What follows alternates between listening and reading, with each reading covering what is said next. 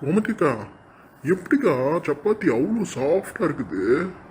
சாப்பிடும் போது சப்பாத்தி வாயில வெண்ணெய் மாதிரி கரைஞ்சு போகுது. எப்படிதான் இப்படி ஒரு சப்பாத்தி பண்றீங்களோ தெரியல. நடுராத்திரியில் யார் கோமதியை கூப்பிட்டுனுங்கிறது? பகலில் தான் அவளை பற்றி புகழ்ந்துனுங்கிறானுங்கன்னா ராத்திரியிலையும் விட மாட்டானுங்களா? எவனாம?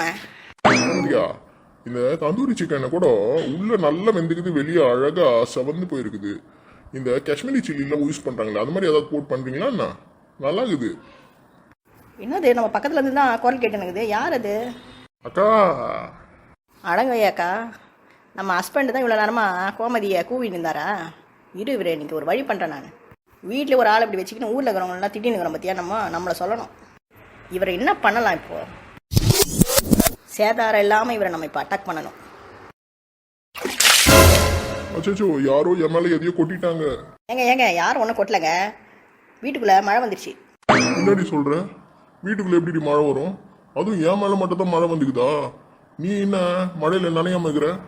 ஆமாங்க, இது கூரை வீடு தானே, நம்மளுக்காக இந்த பெட்டெல்லாம் போட்டு செட்டப் பண்ணி கொடுத்துக்கிறாங்க. மழை வந்தால் தண்ணி உள்ளே வர தானே செய்யும். ஏங்க நல்லா கண்ணை திறந்து பாருங்க, இது ஒரு கூரை வீடு, நம்மளுக்காக இந்த பெட்டெல்லாம் போட்டு செட்டப் பண்ணி வச்சுருக்கிறாங்க. இதில் மழை வந்தால் தண்ணி உள்ளே வராமல் என்ன பண்ணும்? அதுவும் இல்லாமல் தூக்கத்தில் உளறினே நம்ம தூங்கிட்டு இருந்தோம்னு வச்சுக்கோங்களேன், இப்படி தான் கூரையை பிச்சுக்கிட்டு தண்ணி நம்ம மேலேயே ஒழுகுவான். இது என்னது புதுசாகுது? அது அப்படி தான். ஒன்று பண்ணுங்க, போய் டவல் எடுத்து தலையெல்லாம் தொடச்சிக்கினே புலமாமல் படுத்துட்டு தூங்குங்க. புலம்பிட்டே இருந்தீங்கன்னா ஃபஸ்ட்டு மழை வருமா, அப்புறமா கல் வந்து விழுமா, பார்த்து இருந்துக்கோங்க. ஐயோ, ஒரு வேளை தூக்கத்தில் நம்ம அம்மாவை பற்றி எதை புகார்ந்து பேசியிருப்போம்னு நினைக்கிறேன்.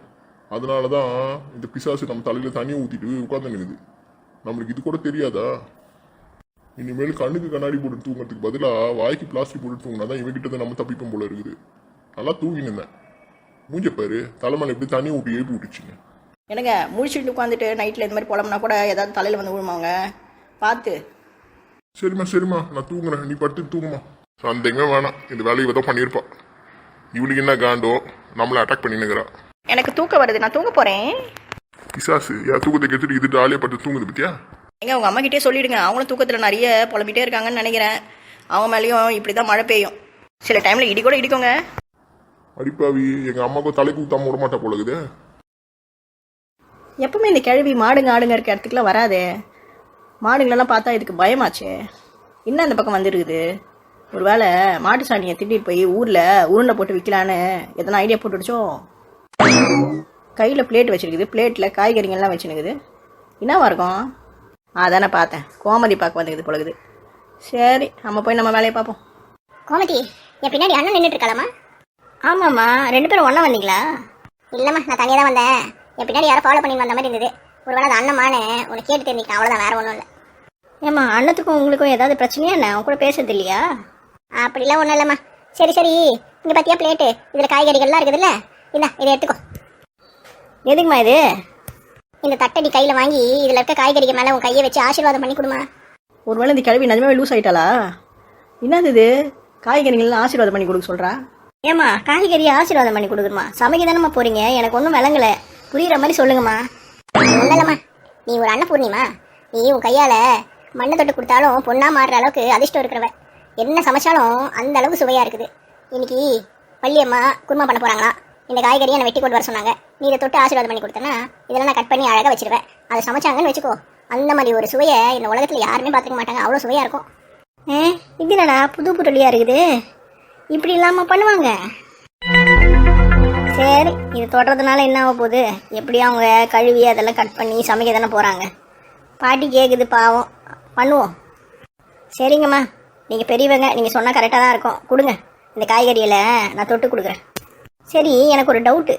என்கிட்ட நீங்கள் கொடுக்கறதுக்கு பதிலாக உங்களோட மருமக எடுக்கிறாளே அண்ணோ, அவகிட்ட கொடுத்து ஆசீர்வாதம் வாங்கிக்கலாம்ல? அவள் இங்கே இல்லாததுனால உனக்கு ஒரு உண்மையை சொல்கிறேம்மா. அவள் சரியான அதிர்ஷ்டம் கட்டவ, எதை தொட்டாலும் ஒன்றுமே வழங்காது.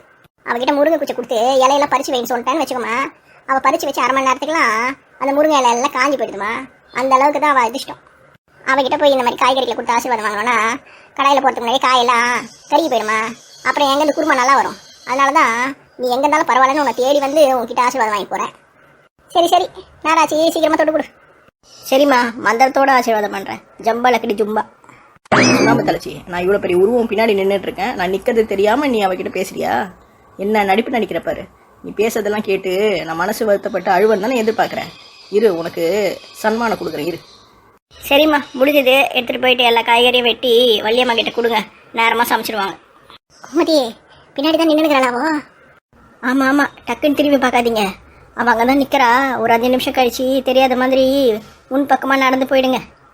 சரிம்மா, எனக்கும் எங்கள் ஹோட்டலில் நிறைய வேலை இருக்குது, நான் கிளம்புறேம்மா. சரி சரி, நீ போ, நான் 5 நிமிஷம் கழிச்சு நானே கிளம்பிடுறேன். கோமதி கிட்ட ஆசீர்வாதம் வாங்குறியா? இரு, நான் உனக்கு ஆசீர்வாதம் கொடுக்குறேன். போ.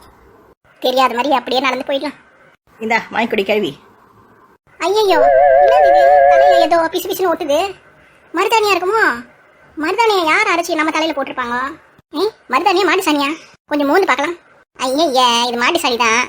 அநேகமா அண்ணன் பழம் வேலையா தான் இருக்கும்னு நினைக்கிறேன். யாரையும் காணுமே, அடிப்பாவி. மின்னல் வேகத்துல என் தலையில சாணியை தட்டி விட்டுட்டு ஓடி போயிட்டியா நீ? இரு, இந்த சாணியை அழைக்காம என் பையன் கிட்ட காமிச்சு அவன்கிட்ட நல்லா போட்டு கொடுத்து உன்னை திட்டு வாங்க விட்றேன். சை, எப்போ பார்த்தாலும் தோத்துக்கிட்டே இருக்கிறோம். நம்ம அவ்வளோ வெறுப்பேற்றனோடு கோமதி கிட்ட பேசிட்டு இருந்தோம். கடைசியில் பார்த்தா சாணி தூக்கி தலையில் போட்டு போயிட்டாலே.